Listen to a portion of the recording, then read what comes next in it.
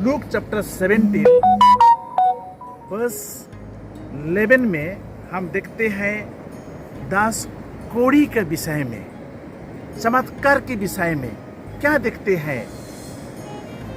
10 lepers कहते हैं English में, जो अशुद्ध थे।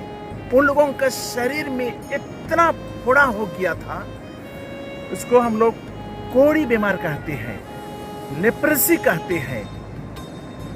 प्रभु यीशु मसीह यरूशलेम से शमारिया और गलीली प्रांत होकर के जा रहे थे और वहाँ में एक गांव मिला। उस गांव में 10 व्यक्ति से मुलाकात किया और उन लोग शोर मचा रहे हैं, चिल्ला रहे हैं, कहते हैं, हे यीशु हम पर दया कीजिए।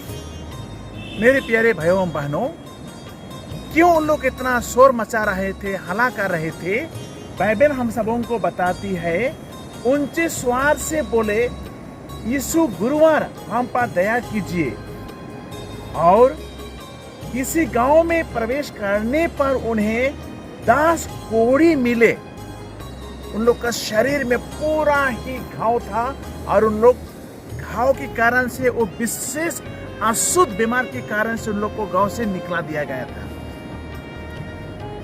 ऐसा ही सुंदर दिन था जब उन लोग सृष्टिकर्ता प्रभु यीशु मसीह से मुलाकात किए और कहते हैं, यीशु हम पर दया कीजिए।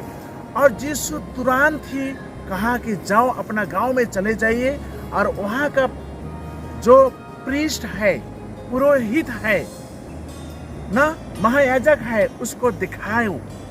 और उन लोग चले गए और जाते जाते एक कोढ़ी देखता है कि उसका शरीर अच्छा हो गया। जो बीमार था वो कंप्लीटली वो हील हो गया।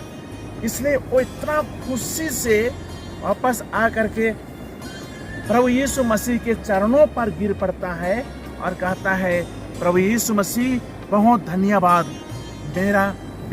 मेरा कोढ़ी बीमार अच्छा हो गया। और यीशु कहते हैं, क्या 10 लोग निरोग नहीं हुए थे? परंतु इस एक समारी था, उन्होंने वापस आकर के ईश्वर को धन्यवाद दिया। मेरे प्यारे भाइयों बहनों, लूक चैप्टर 17 वर्स 11 से हम लोग क्या सीखेंगे? हम जो बीमारी जो पड़ते हैं, हमारे आत्मिक बीमार है और हमारा शरीर का भी बीमार होते हैं। चलिए 10 कोढ़ी लोग शारीरिक बीमार में था, लेकिन हम कभी कभी पाप करने के कारण से हमारे आत्मा भी बीमार में पड़ जाता है। जब हम पाप करते हैं, हमारे शरीर, हमारी आत्मा दुर्बल हो जाते हैं और हम लोग पाप के कलंक में फंस जाते हैं और हमको ईश्वर के प्रेम से और उसका आशीर्वाद से हम वंचित हो जाते हैं। मेरे प्यारे भाइयों बहनों, देखिए, ईश्वर को धन्यवाद देना हमारा कर्तव्य हो जाते हैं। वो एक समारी जब महसूस किया कि अपना शरीर का बीमार जब अच्छा हो गया, वो लौट करके कितना किलोमीटर दूर चला गया, यीशु मसीह को खोज किया, मिला और थैंक यू दिया। हमारे जीवन में भी हमको सिर्फ प्रार्थना करने से नहीं होता है, विनती करने से नहीं होता है। हमारे काम में सक्सेस होने के लिए, हमारे काम में सफलता होने के लिए हम लोग प्रार्थना करते हैं, लेकिन जब प्रार्थना में ईश्वर जवाब देते हैं तो हम ईश्वर को धन्यवाद देने के लिए भूल जाते हैं। तो उसी कोढ़ी बीमारी की तरह हमको भी अपने दैनिक जीवन में धन्यवाद देने के लिए भी सीखना चाहिए। चलिए, ईश्वर हम सबों को हमेशा ब्लेसिंग देता है, आशीर्वाद देते हैं। फिर मैं आप लोगों को यही बताने चाहता हूँ, हमारे जीवन में सिर्फ शारीरिक बीमार नहीं, आत्मिक बीमार भी होता है। वो जो शरीर में फोड़ा होता है, हो रहा था, वो कोढ़ी बीमार था, लेकिन अभी कोढ़ी बीमार नहीं मिलता है ज़्यादा। ईश्वर का ब्लेसिंग से सब कुछ अच्छा हो गया।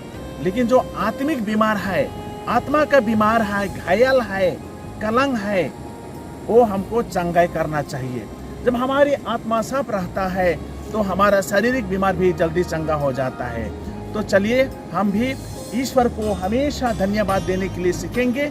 जब हम धन्यवाद देते हैं तो ईश्वर हमारे जीवन में अधिक सा अधिक मिराकल चमत्कार करता है। लेकिन हम पहचानने के लिए नहीं सकते हैं। हमारे दैनिक जीवन में हमको ईश्वर से प्रार्थना करना चाहिए, थैंक यू बोलना है, धन्यवाद देना है, और उसी के साथ में ईश्वर का ब्लेसिंग भी हमारे परिवार में, हमारे दिल में आते रहेगा। God bless you all and Jesus Mary and Joseph loves you. Thank you.